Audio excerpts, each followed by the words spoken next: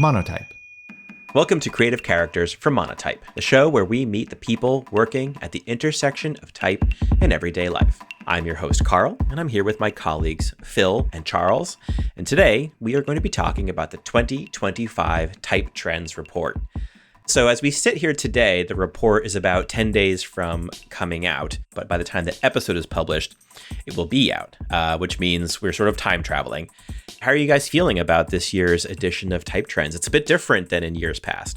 Well, I like this idea that we're living in the future, and I'd like to imagine that it's really changed the world of design and typography positively in the short time that it's been out. Yeah, I'm happy and optimistic right now. Phil, how are you feeling?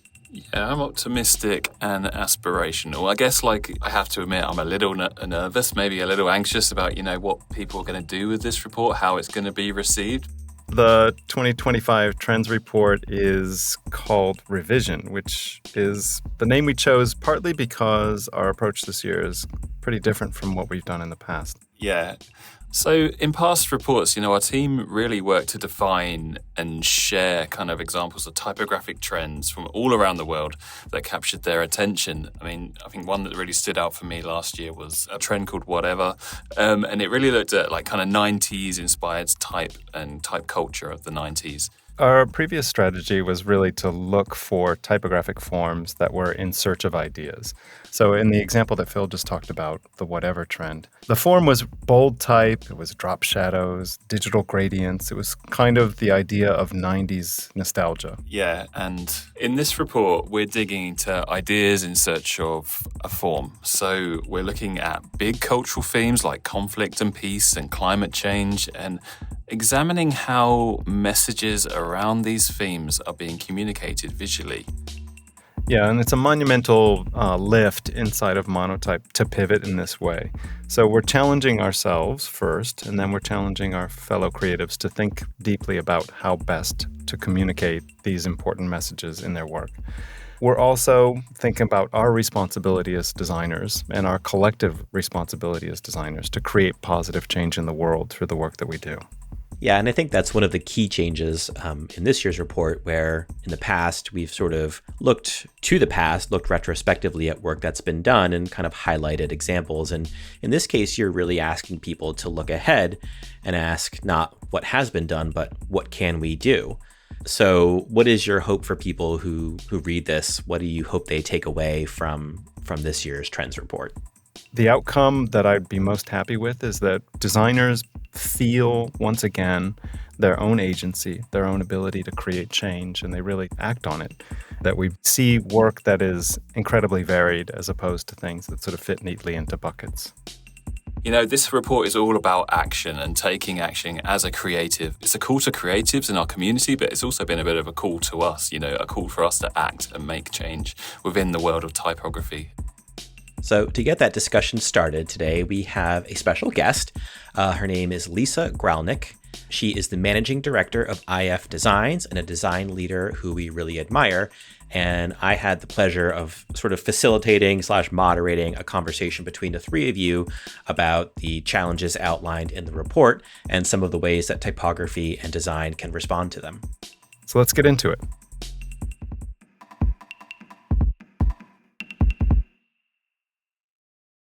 Hello, everyone. I am your occasional Creative Characters host, Carl, and I am here today to talk about the 2025 Monotype Trends Report with three really fantastic people. We have Charles Nix and Phil Garnham from Monotype. And joining us today, we have Lisa Gralnek. Lisa, I'll let you introduce yourself since you are sort of the guest of honor today. Well, I'm very, very flattered to be the guest of honor or to be a guest at all. My name is Lisa Gralnek. I am based in the New York City area. I am the managing director of IF Designs, U.S. and North American operations. I am also the global head of sustainability and impact for IF Design and host our podcast, Future of XYZ, which Charles was on recently. How'd that go? Awesome. Good answer. So Charles and Phil, you're here with us for this episode because you are the brains behind this year's Trends Report. Why don't you give us the 30-second pitch on what readers can expect in this year's report if they haven't read it already? Yeah, so we look at this report more as an invitation to the rest of the year. It is really a pivot away from the way that we've reported on trends in the past. In the past, we've collected visual trends in typography and then presented those sort of groupings of trends as curated sets that we talk through. This year is different. This year, we're actually looking at the role that type plays in the broader culture. And so rather than identifying visual themes, we're identifying cultural themes and the way that typography plays with them. So let's get right into it, because this does represent a substantial pivot from trends reports of the past and probably cuts against the expectations that people have of trends reports in general. In one of the documents that's been flying around here at Monotype as we prepare to launch this, I think you, Charles, actually wrote something about the question of what is design leadership. Is design leadership an active curation and sort of gathering up of past work? Or is design leadership more an action of looking forward to see how design can influence what's to come? So I'd love to hear all three of you just sort of talk about what you see as the role of design in society. To me, design has always been more of a verb than a noun. And I know that sort of runs contrary to the sort of popular conception of design as sort of what we see. The way that we work as designers, to me, is thinking strategically about what we make and how it will have an impact on the world. What impact it will have on, in the case of typography, on the audience that's reading. What role the object will have in the life of the end user. The effect of the decisions that we make on other aspects of culture that we're not generally, as the sort of receiver of design, aware of. So to me, it's a sort of active practice. Design to me is kind of everything. It's the foundation, the starting point. I mean, I like to call it like the new 5 Ps as a business school junkie, you know? I mean, the new 5 Ps to me are based on design. It's product, it's packaging, it's platforms, so all the software and social media and all these platforms that we use, places, and I think of it as policies. We design all of this. And so from my perspective, design is everywhere, and design really, not only is the base of everything, but is also the solution. I agree. I think design is like the fabric of life, right? It's if you've ever baked a cake or dug a hole in the ground or engaged your mind in any kind of thing, then you have an opinion about that thing, and therefore you kind of form a designed opinion. Carl, you kind of hit on the word action in your question, which is very apt. I feel like this report is really about a call to action for designers. It's almost a call to deactivate your kind of typographic autopilot, and choose these kind of meaningful typography connections between the work you're making, the type you're choosing. It's not about choosing your favorite fonts anymore. It's actually about linking typography back to the creative brief. And I think that, with typography, it's so pervasive. It is so much a part of the fabric of our lives that it's easy to forget that it's there. It's there when you wake up in the morning and grab your phone, and it's there when you put the phone down at the end of the day. It is the thing that's helping you make sense of the world. It's the form of language, the meaning on top of meaning. And there's so much of it that it's easy to forget the huge role that it's doing. And it's only when it begins to be really charismatic that we do take note of it. But it is everywhere all the time, and it is shaping culture. It has been for 600 years. The meaning on top of meaning, Charles, you said in our episode on Future of XYZ, and it made me think differently. And when I was reading your all's Trend Report 2025, it gave me tremendous pause, which is how do we engage with visual representation of language, and what does that mean? It's the emotive feeling you have in your gut, right? We read the words we read, but we're interpreting them and making all these like subconscious kind of connections in our brains. And it does make us feel something, but we don't fully realize that. Yeah, and as a typographer, I'm, of course, hyper aware of the reasoning behind the very conscious decisions that I make in choosing type and using type to shape messages.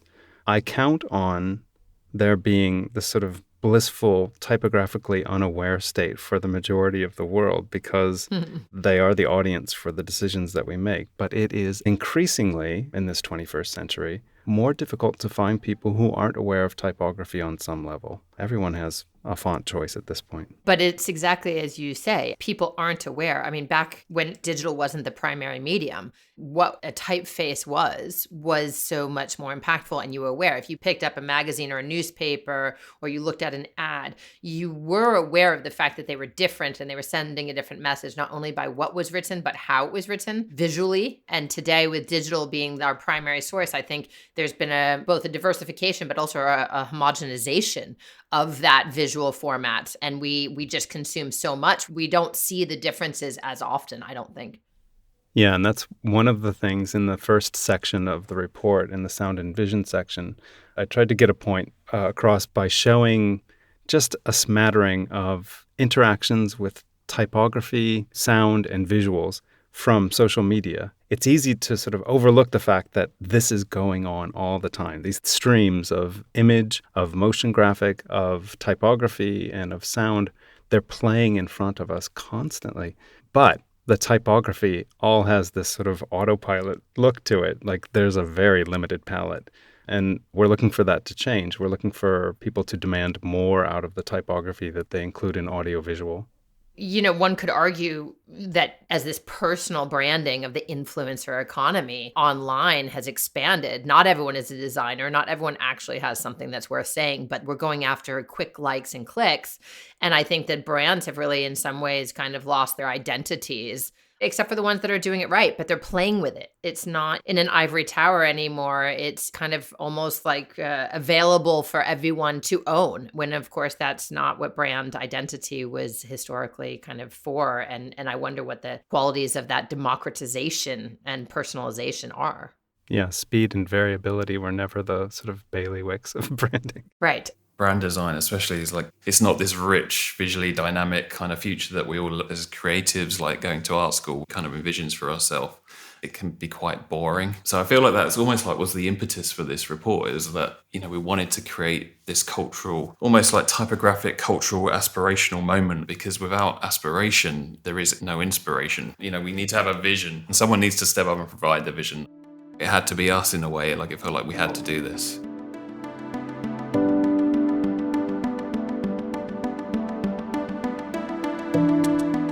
The ambition behind this report is what makes it so interesting. And I think the report is sort of asking the question, can typography and design steer socioeconomic and political trends, or sort of merely, air quotes, merely amplify it? And I want to unpack some of what you guys are talking about, because I think behind this is a lot of abstract conceptual thinking that ultimately needs to be translated into like physical real world design. And you know, Charles and Lisa, you were talking earlier about meaning upon meaning and these layers of meaning that go into design. And I wonder, how do you sort of reconcile the conceptual thinking that goes into design work and those layers of meaning with the reality that a lot of that is not going to translate directly to the audience?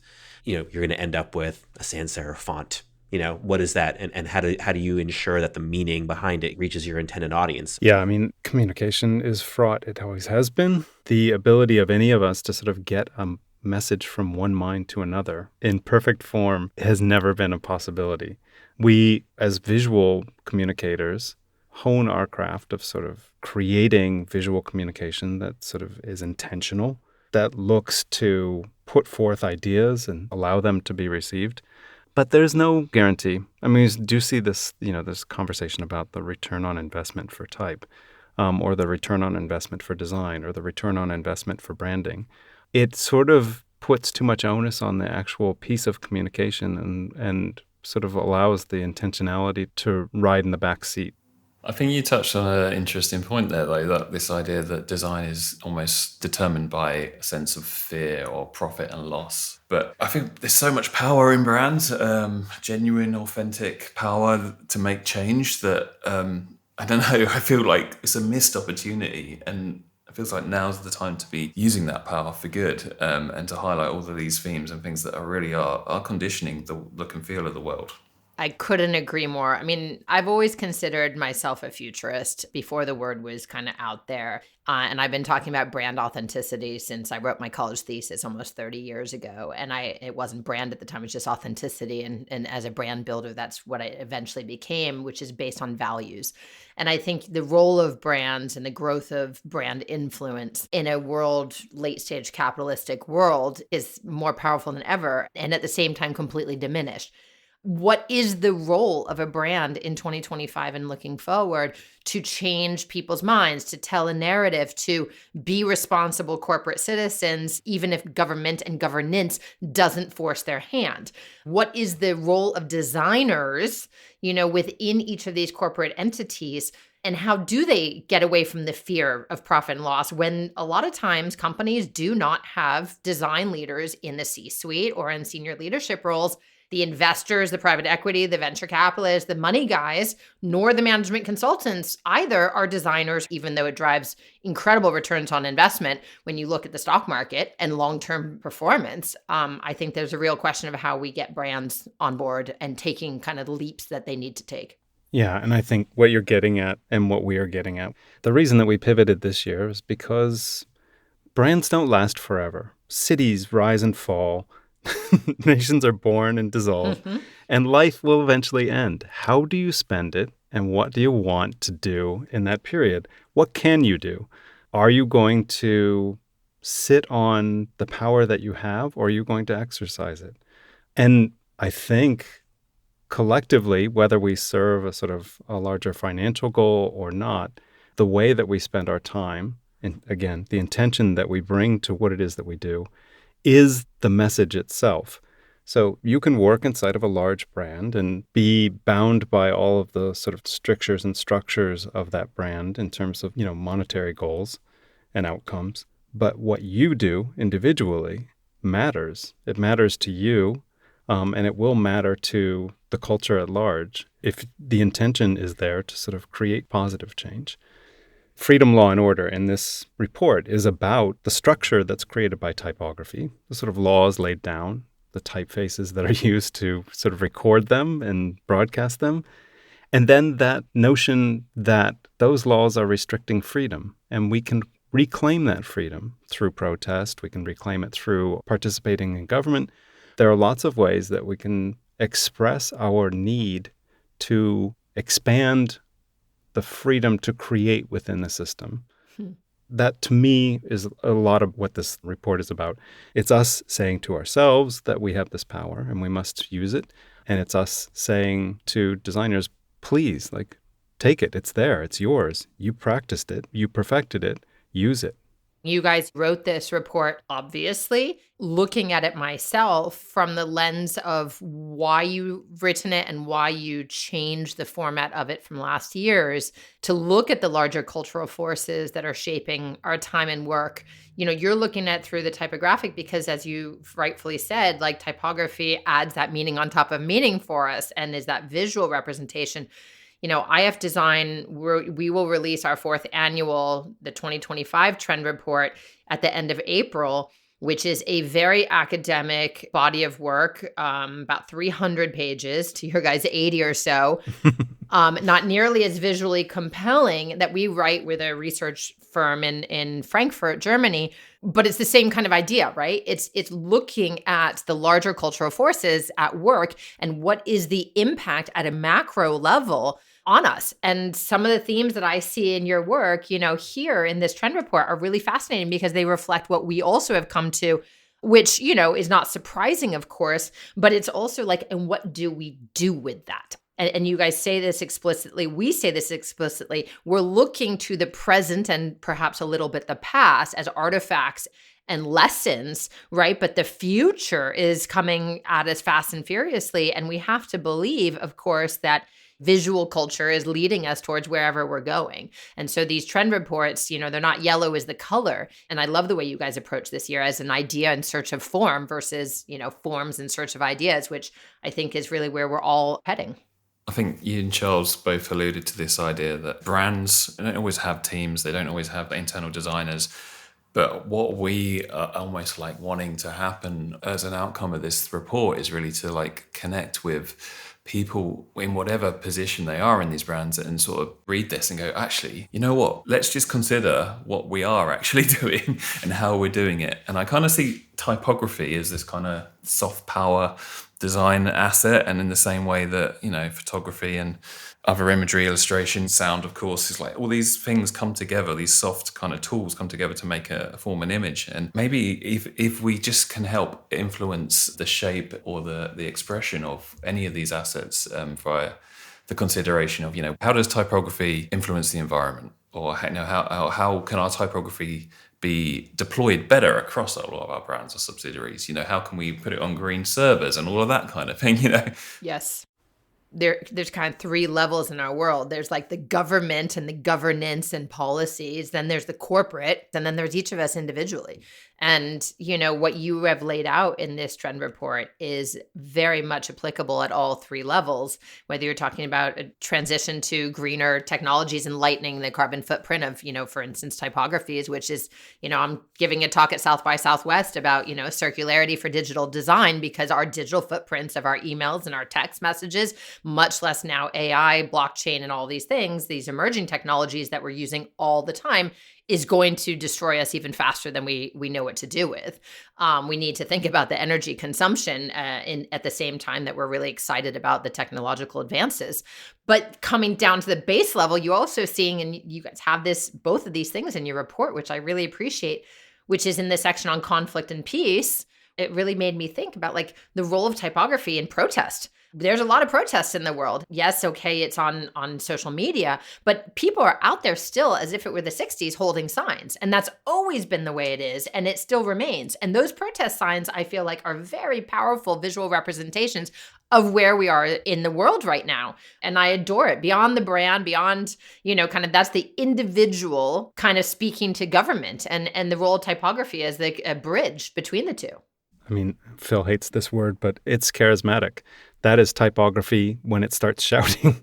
It's wonderful. And it's easy to ignore a law that's been written into typography. It's hard to ignore a protest sign. Yeah.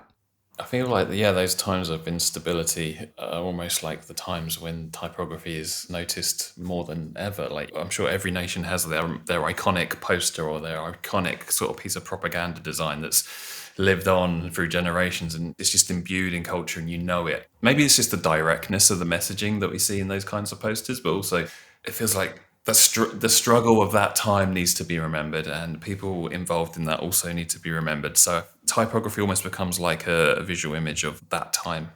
Not to go too far the rabbit hole on this, but I mean, in some ways, we as designers always are able to think about the fact that there's like constraints. Like constraints are good, right? Like define the problem, put the boundaries in place. Because if you have no constraints, like, well, then what is it going to be? And a protest sign that you're going to be holding at a rally, for instance, is a very limited piece of real estate, right? And most people aren't designers by trade. So they want to tell their message as quickly as they can in a way that on that limited real estate, that is their constraint. And so not only the typography, but the overall design of these, you know, kind of pieces really are very, very hyper personal, and at the same time, incredibly powerful. And in some ways, in the pre-digital world, this is what advertising was. When you think about print advertising, even where I started in the fashion industry for 10 years, you know, and luxury, I mean, visual imagery was, and the typography was the way we told the brand story. Something we were very worried about was really like that idea that maybe all of these topics could be protests, right? Or we didn't want it to just be like a, you know, this is the protest, this is the activism report. We wanted to sow some optimism around these topics and use this, leverage our sort of platform to create spark and optimism and positivity and action. It's about calling for action. But it's something that I'm really interested in is like, how do we move beyond protest into something, maybe like how do we create like a white space for free thinking or public conversation, and which then in itself hopefully would foster some form of kind of resolution. I was on a graffiti tour with Brian Collins in Lisbon not so long ago. Cool. It was awesome, and the guy giving the tour was telling us all about the conversational element of graffiti and like how people were tagging, writing their own messages, and the next evening someone else would arrive from the same sort of neighborhood and write their own sort of sentiment and statement. Yeah, it's that kind of like white space, that kind of conversational area, I guess, between art and public domain that really is really interesting for me. That was one hell of a humble brag right there. I know, it's like, why am I doing this? How can I work this in? Been sitting on that one for a while.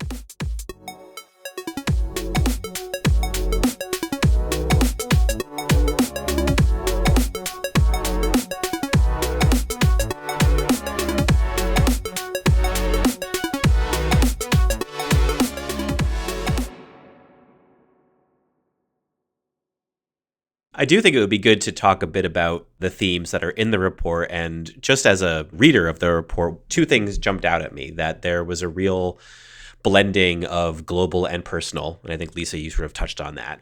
Global issues that have personal impacts, and then personal issues such as readability and eyesight that have global impacts on knowledge.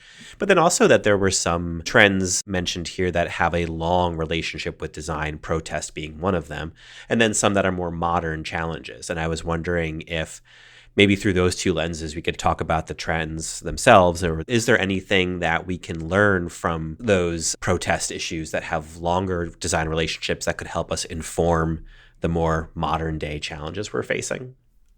Interesting framing. So Phil and I were talking through these themes, and those themes are, sound and vision, the role of typography and multimedia, human types, which is artificial intelligence and typography, freedom, law, and order, which is typography and the social contract, life cycle, which is about typography and the generational continuum, conflict and peace, which is about typography, conflict and peace, and then hot and wet, which is typography and the environment. That's the order that they appear in the report. But in thinking about them together, we actually realized that hot and wet is the most important one. There is no more important thing than the planet we live on. And so that sort of sits at the top, and right beneath it, the idea of aging and population. Those two things are sort of working hand in glove, and they are massive. It's hard to get a handle on them. It's hard to know where to begin. We tried to provide in the report little examples of people and companies and brands and organizations who are engaged in working on solutions. I mean, they're inspirational to us. Hopefully, they'll be inspirational to others. But once you have the environment and the population, humans and the planet we live on, then you get conflict and peace. You get freedom, law, and order. And the idea of artificial intelligence and multimedia, those are almost sort of coping mechanisms. So if we were to rearrange this, it would really be environment, life cycle, conflict and peace, freedom, law, and order, then probably sound and vision, and then human types. So I'll just sort of leave that as the way that we've looked at the sort of macro-micro of this. I have to just say, Charles, what's so fascinating is that as I was reading this report, I was wondering why the order was what it is for that very reason. And what we as a world are not really talking about, despite the fact that as we're recording this, Los Angeles is still burning and there's climate crises unfolding all around the world, is the hot and wet, right? CES just happened in Las Vegas, the Consumer Electronics Show, and everything I've heard is it's only and all about software, because that's what people are so hyped on right now is the software and the AI especially. So if we're prioritizing what you just said in the reordering, human types and AI would be the last and environment would be the first. Why is it that we as design leaders understand this, and yet what's actually being produced in the world and put out there is the exact inverse? And I think that's like the real question that we need to think about. A friend who was there, who's also a futurist, said the smaller the stage, the more important the topic, and the bigger and louder the voice of the presentation, kind of the less impactful. And I think we really have that as a challenge in the world. And I feel like design, not only typography, but design writ large, really needs to kind of start being honest with itself. How do we move forward towards a better future, not just a future? Yeah, and some little hint as to why they're ordered this way in our report is because this is an invitation to the rest of the year. The report was never meant to be the sort of sum total of all of our thoughts on these things. In fact, we didn't want it to be about our thoughts at all, but instead to be these provocations or activations that take place throughout the year. So we are doing the first activation very soon around sound and vision, which will be followed 2 months later by artificial intelligence and typography. And these are sort of briefs that are set with creative partners and thinkers and researchers and academics in order to really begin to directly ask what design can do, what typography can do in relation to these themes. So the idea was never to sort of collect a bunch of examples of like, oh, here's what design can do to solve the problem of aging. It was more to say, we know it must, and to begin with a prompt for a monotype designer, for a creative partner, for an academic, for a researcher, to sort of say, what would you do? What is your reaction to this theme? And to have a conversation throughout the year rather than just sort of, we release it in January and then nobody pays attention to it for the rest of the year.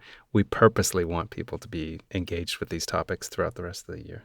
Can you preview that activation a little bit? Yeah. So the first activation, Sound and Vision, is a collaboration with a London-based company called Audio Socket. And they set the brief for our designer, Juan Villanova.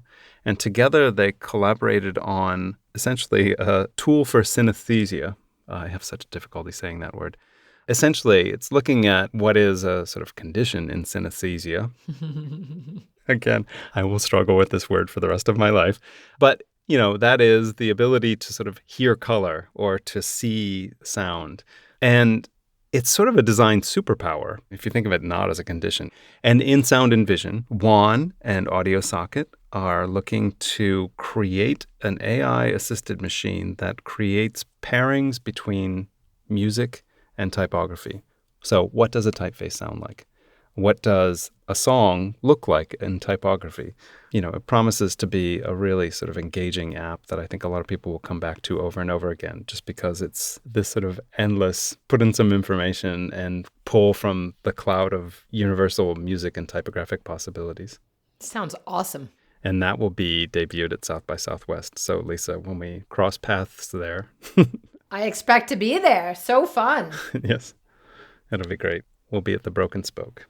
Nice. So Lisa, you're a trend watcher as well. So as you're sort of going through this report, what sort of jumped out at you? Was there any examples of work or any of the trends that you felt really drawn to or that were more compelling? I was really humbled by this report. It's beautifully presented, first of all, as I would expect nothing less. And I'm going to bang on first and foremost about hot and wet. I joke that I've been an outspoken advocate for the sustainable stewardship of planet Earth since the 90s, which is true growing up in LA, you know, where climate change was already very, very evident at that time in our stewardship. I love the Patagonia example. Everyone loves the Patagonia example. My company, not IF Design, but the company I had before, as a consultancy, is a member of 1% for the Planet, which Yves Chouinard, the founder of Patagonia, also founded. They do a great job with their typography and telling the story as well. The climate crisis is our business, with a picture of a mountain peak, very simple in the report, really drives home how language and the visual representation of that language can be a calling card. So everything in that topic section was really powerful to me. I hadn't thought about like the fact of like how typography in historical documents or legal documents in the freedom, law, and order about the social contract really plays in.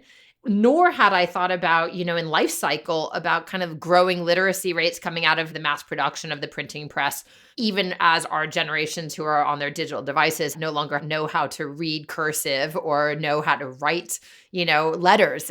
So I feel like there's this like convergence in life cycle, not just in terms of an aging population. And we talk about variable fonts and personalized and responsive reading, but also kind of where we as a human race are going, coming back to kind of the sound and vision, which is this kind of like multimedia, which is more. And most of the technologies, you know, have been around for less than 25 years that we're using. We have no idea how this is going to affect our brains. So those are some major things that I saw and that I was really, really excited about. I mean, obviously AI is everywhere now. It gives me kind of agita from an environmental perspective, mostly, as well as the fitness training of AI. What are we giving it to learn from? I think we are not anywhere on top of that, and it will be away from us. It may already be away from us. There's lots more I can say, but that's quite a mouthful already, I think. Same question for you, Charles and Phil, as you were thinking through this report and starting to look at work that captured what you were trying to communicate. Any projects from the report that you felt the people behind it really understood the challenge or the opportunity and really captured the spirit of what you are trying to convey here in terms of design responding to some of these themes? I think one that really stood out to me was Repair House by Berghaus. Berghaus is a premium brand. They do amazing products for outdoor kind of pursuits. And just the fact that they offer like a repair service as standard is almost as part of the agreement when you buy a Berghaus product. It will genuinely last you a lifetime. You don't have to go out and replace this item. We're going to keep it alive. And I love the spirit of that. To me, the ones that really stick out, like they're probably not the ones that on the face of it look like they are crusaders for change. Things like this piece of design that Studio Dunbar did for OutSystems, Next Steps. What is most amazing about that, and even sort of like lesser pieces like Buoyant Bob, The Man Who Got So High.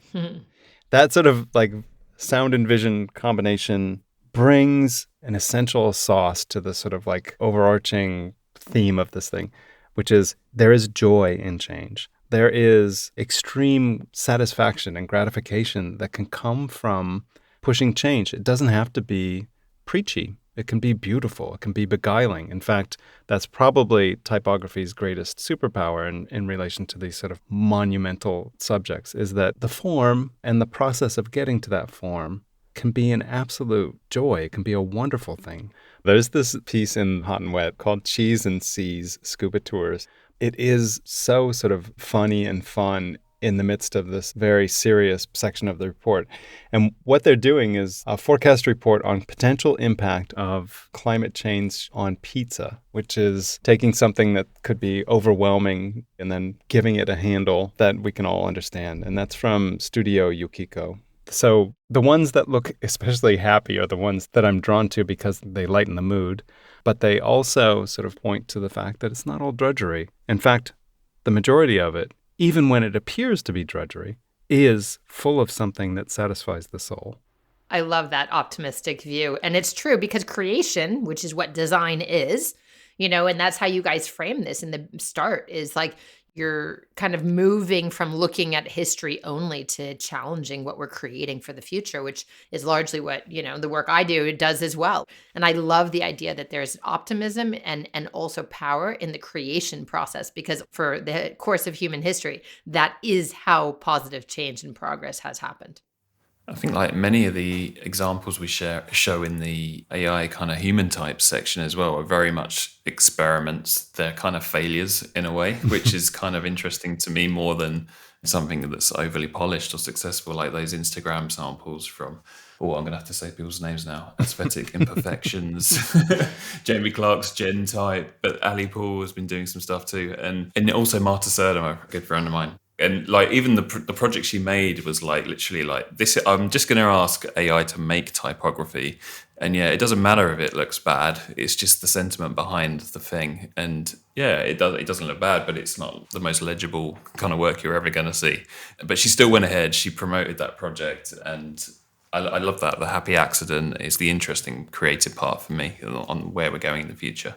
I think if there's one piece that sort of speaks to my sort of view of how much fun it can be to create positive change, it's the in-house international typeface. I think it's called Zanko.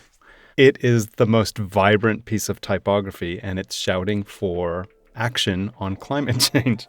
It's a beautiful combination of sort of the joy of life and the sort of seriousness of the work that lies ahead of us.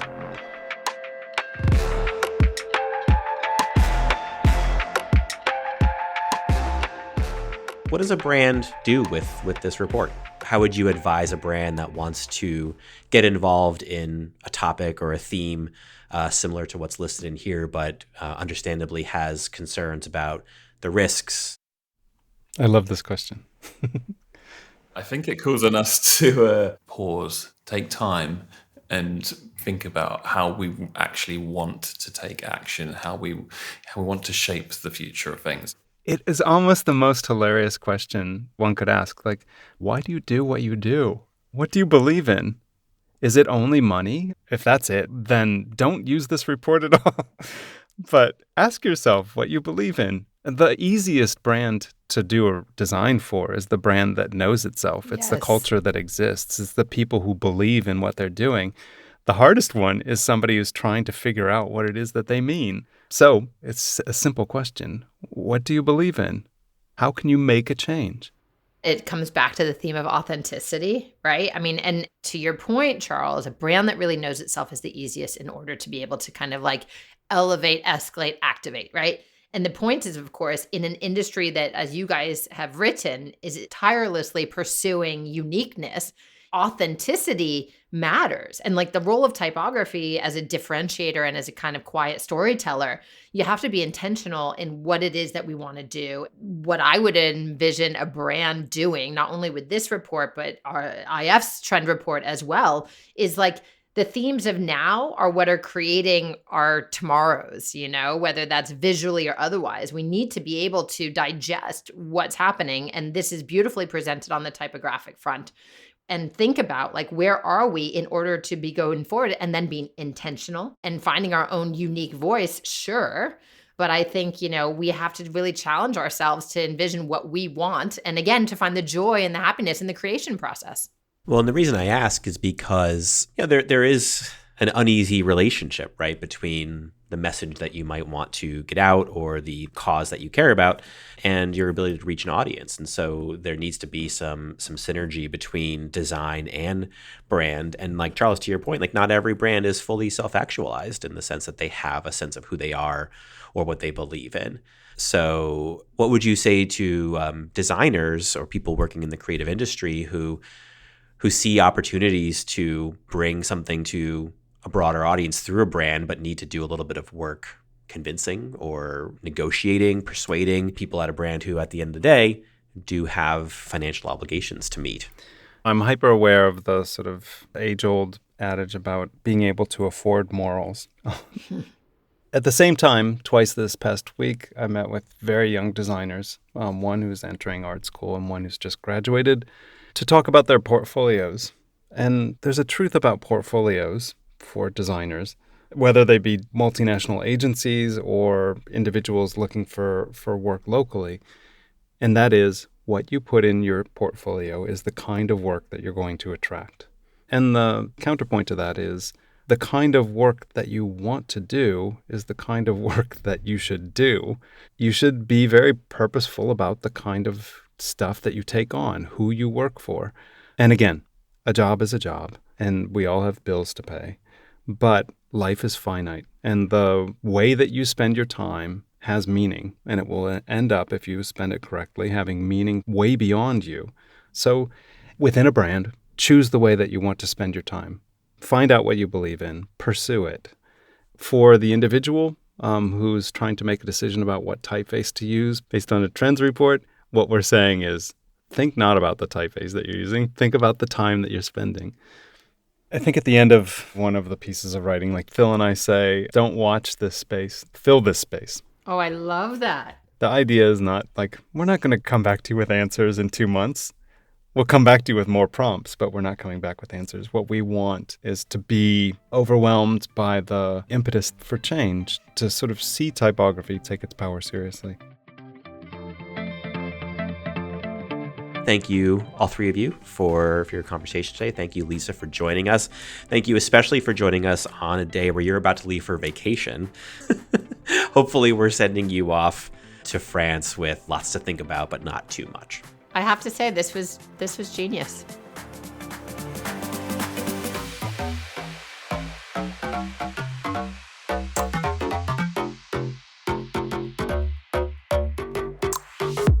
If you haven't read the 2025 revision report, please check it out at monotype.com/type-trends, where you can also register for this year's webinar. That will feature Charles, Phil, and two very special guests, Lisa Smith, Global Executive Creative Director at JKR, and recent podcast guest, Kat Howe, Founder, CEO, and Executive Creative Director at Howe & Howe Studio. The webinar is April 10th, and registration is free as always. Lastly, keep an eye on our social channels for more revision fun in the coming weeks and months. So Charles, one of the really cool things about this year's report is that it's not just a single report. It's actually going to be played out in a series of activations throughout the year. So why don't you give our listeners a preview of what's to come? Yeah, we're thinking of this report less as a sort of standalone object and more as an invitation to what we'll be exploring with creative partners throughout the rest of the year. So roughly bi-monthly, beginning in March, we're going to be releasing activations. And so those are projects that we've undertaken around these themes with Monotype creatives and external creative partners. And they're really exciting explorations of AI and typography, of sound and vision, so multimedia and typography. We'll be looking at conflict and peace in typography. We'll be looking at aging in typography and the environment. Yeah, it's an exciting series of typographic projects that will keep this idea of using the power of typography to create positive change and culture throughout the year. The first one's coming up in March, and it will be at South by Southwest. And we'll have a mini site that folks can check out these activations on, and they'll be cataloged and activated throughout the year. It's pretty cool. Yeah, lots of fun things ahead, and I think we're all really excited for the experimentation and exploration that's going to come from this report. Thanks as always for listening. If you like our show, please subscribe, rate us, and share us with a friend. Creative Characters is brought to you by Monotype. It's produced by Christopher Olin and Mia Sullivan. We'll be back in a couple of weeks. Take care.